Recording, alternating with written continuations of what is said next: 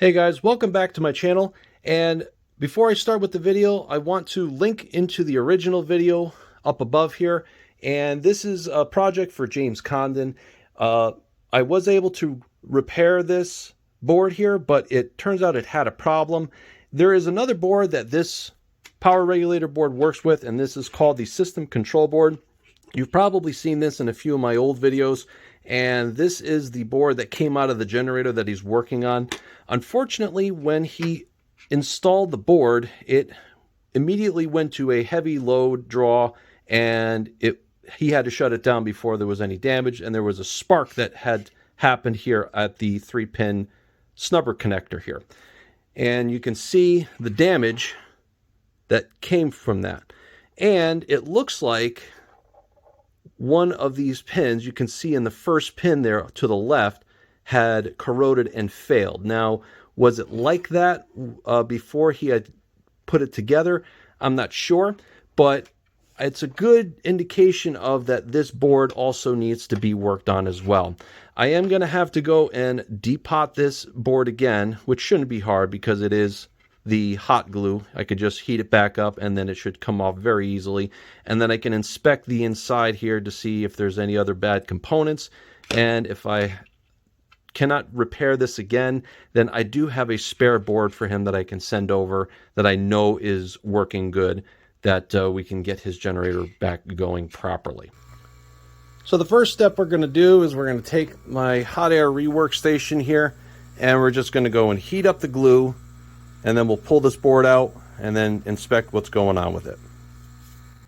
Hey guys, quick aside here before I get into the meat and potatoes of the video. I did repair these boards off camera, so I do apologize. I won't be able to show you that. However, I will give you as much information as I can that I have available to me as far as testing and where to look as far as common failure points, and hopefully that'll be enough to get your boards repaired. But again, if there's any questions, please feel free to reach out. Back to the video. So why did it fail? Well, this board was actually in fully working condition when he installed it, but where the failure point came from was actually this board right here. And it took out components on this board again, which specifically was the silicon controlled rectifier here on the heatsink. I was able to replace that, and this board is now fully working. It may not be the prettiest, as you could see. Maybe I can try to focus in on it a little bit. The damage is pretty extensive, and I'll show you what the board is supposed to look like as well. I got another repaired board that's in fully working order, but nowhere near as much damage. And I've replaced the trace here with some wire. This is the center pin of the silicon controlled rectifier that goes to this particular solder blob that goes to the black wire going to the brush assembly.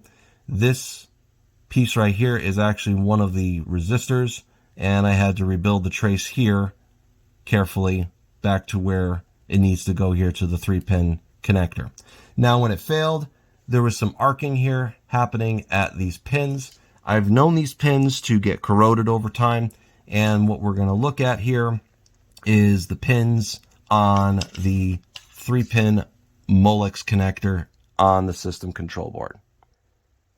I did have a chance to look at James's first half of the repair video, and he goes on to mention towards the end that he discovered that he accidentally connected these spade connectors wrong. This is the excitation winding connectors that goes to this regulator board, and the right way to do it is to connect number 2 of the excitation winding to this outside spade connector, and then number 6 to the inside spade connector.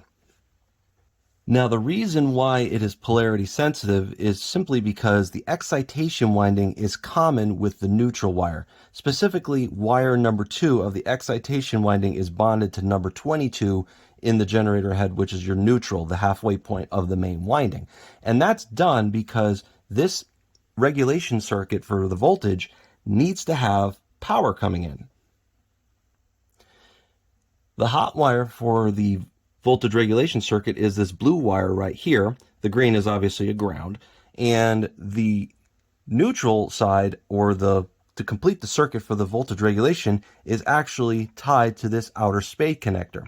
So if you were to go and connect number 2 over to the inside instead of it onto the outside, what's going to wind up happening is you're going to have circulating current of the excitation winding and the current of this board trying to regulate the voltage connected together. You're essentially going through the resistance of the excitation winding to power this voltage regulation circuit. Now, that should not cause any kind of catastrophic damage, because typically what I've seen happen, and he's not the first one, and I'm certainly not the first to do that, to make that mistake, but what winds up happening more oftentimes than not is that you won't get the voltage regulation travel in this potentiometer here. If anything, you're not going to be able to get the voltage low enough, because you're essentially putting a large resistor. So if we're trying to get the neutral's tied off of here on this voltage regulator, if now you're connecting it here where neutral is, it's now got to go through the excitation winding, go through it in order to complete that circuit. So you're putting a very large resistor in line. This circuit's not going to power up completely, and you won't be able to adjust it properly. Not a big deal. It's something easily missed, but if you were to switch it back to the way it needs to, then the voltage regulation circuit should work. What I wound up discovering was that there was another failure on this board that I believe caused everything. So that'll be coming later in the video.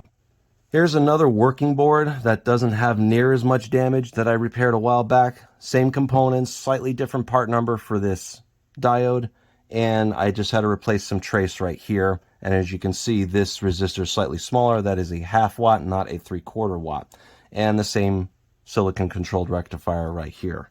It is part number MCR8SNG.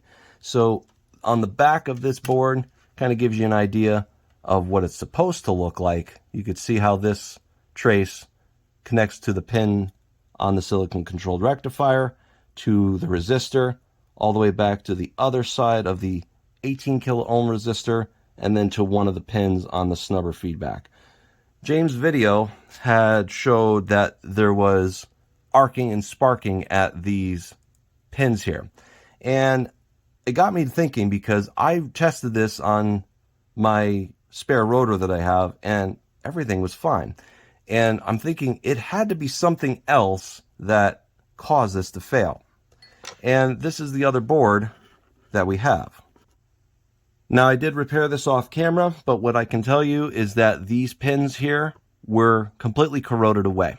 And that was likely the cause of the failure. That was the root cause. And the other issue that was going on was that this board had a problem. So Q1, which is directly tied to this snubber feedback cable here, was shorted out. And this snubber circuit, without getting into too much detail, does see full line voltage that it's being supplied, so 125 volts. And if this connector was flaky, and if this transistor was shorted, that is likely what caused this board to fail. He did have everything hooked up the way it needs to when he first tried it, and it took this silicon controlled rectifier out. So a little bit of Murphy's Law going on. It's good to have both boards looked at to make sure that if you fix one, you check the other to make sure there's nothing else shorted on here that would likely cause this repaired board to fail. I'll talk a little bit about the system control board, because I know this comes up a lot on some of these generators, and this is where a lot of people are not familiar with it. And I will say that I wasn't very familiar with it either. I was on smokestack.com many years ago. I want to say like 2010, 2011, and I had two generators, the 7000 EXLs, and I was just trying to get them to work. I didn't know what this board did, and I didn't know if it was bad or not, but I also looked at the cost of this board. At the time, it was like $230, and that's pretty expensive considering what's on this board, but I've always had an affinity for electronics, so I wanted to see if I can repair it. So the story goes, about 10 years ago, on smokestack.com, a very helpful gentleman had taken the time to go and trace out the schematic of revision P, which P is in Paul, and that's the version of the generator board that I have in mind. He did that out for me, and he did the 3 circuits, the auto idle control, the low oil, and the AVR circuit, and I was able to get this board repaired. And as time went on, that particular thread that I did on Smokestack for the repair for this board, I wanted to go and share the progress of what I was able to do. So I created a parts list for revision P specifically. And what I realized over the years was that there are a lot of different revisions for this board. Revision R is what you're seeing here. And I've seen them as early as revision G, because anything before that, if you recall or have one of these generators that has this board, there was an issue with flickering lights, meaning that you had the lights pulsating to the sound, to the frequency of the engine. And if you were to unplug the 3-pin connector, you would get high voltage, but the lights would not be flickering anymore. And that had to do with a problem. It actually was a component value issue, because as these revisions were coming through, the majority of the changes were actually on the AVR circuit. So there was a different value transistor here and a capacitor here, different diodes, resistors, and some of the issues that were encountered were that flickering light issue. So they fixed that after revision G, but there's been other reliability issues, mostly because of the components used, and it really just comes down to component availability, and the design of the circuit is essentially the same. But that's really where I've spent a lot of time on my own to make notes for my own needs if I had revision R, or if I have revision U, which is the last version of this board before they went to the surface mount version, which I don't even think is made anymore. I haven't been able to find it. And when I repair them, I know exactly what components I need to use. Now, it's a little time consuming to have to list all those out, but I do have a saved Mauser cart that has revision P. So if you're trying to repair this board yourself, most of the parts should be pretty much the same. But if you start getting some of the resistors and diodes burning out here, the most common failure points will be your Q1 transistor, your C7 capacitor, because that's tied to its base here, and this transistor is actually connected to the 3-pin snubber connector. You'll also have a worn out potentiometer here. This is a 10 kilo ohm potentiometer, and these are also on that list. That hasn't changed, but these tend to wear out pretty often. And everything else on the board is pretty much available. Again, the values and the tolerances change, so that becomes more of an issue if you, depending on the revision that you got. And if you have, say, revision P, for example, revision U, it does have a diode change here on the bottom here. I will actually, when I repair them, I'll actually update the schematic to be revision U, because it's just a lot easier, because the components are readily available versus some of the older ones. If there's nothing wrong with the components, if it's not broken, why fix it? So in this case, the failure point on James's board was Q1 being shorted out, allowed too much current to flow, and that forced this silicon controlled rectifier to output the full amount here, and this basically shorted out, but everything else was good. I can't find any other problems with this board, or both boards I should say, and I was able to test them with the rotor load draw, and I can see that as I adjust the potentiometer here, that the current to the rotor is varying with this, and it's a very narrow adjustment here. So usually on this side of the resistor potentiometer is that you have no voltage regulation. It's basically turned off. As you rotate it this way, it will drag the voltage down pretty far low, but somewhere in the middle here is where you're going to find that sweet spot. But this potentiometer is very sensitive, so a little goes a long way, so keep that in mind when you are adjusting it. And finally, always adjust the engine speed first, because you would need to have 3750 RPMs, 62.5 hertz, no load, and then you go and adjust the voltage there to roughly about 120 to 125 volts, no load, and that should get you in the ballpark to what it needs to be. I have my meter out here just to show you, when it's set to resistance, what you can expect on this 3-pin connector. This would be a good way to test to see if these boards are working properly or if they need to be addressed. And this needs to be done with the generator off. This is not advisable with the generator running and putting out power. So what we're going to do is we're going to measure the first 2 outer pins of the snubber feedback connector, and you're going to see anywhere from 46.8 to about 50 kilo ohms of resistance. And that makes sense because you're measuring across this one resistor here. If we measure between the first 2 pins from the left, you're going to see about 67 kilo ohms, which is, again, the other resistor on this side. If we were to measure these pins right here, you're going to see the combined series resistance, and you'll see anywhere from 113 to 118 kilo ohms of resistance. There's a bit of a 5% tolerance for each of these components, so that's the numbers that I would expect. Now, another way that you can check that this board is working properly, you can disconnect the 3-pin connector. And now your generator is going to have high voltage, but what you can do is that you can actually take these 2 pins, you can find a little jumper wire, and connect these 2 outer pins together. And what that will essentially do is that it will shut this voltage regulator, power regulator board down, so that you should have just the residual magnetism, almost 0 volts, coming out of the generator. And here's an example from the bench test of that in action.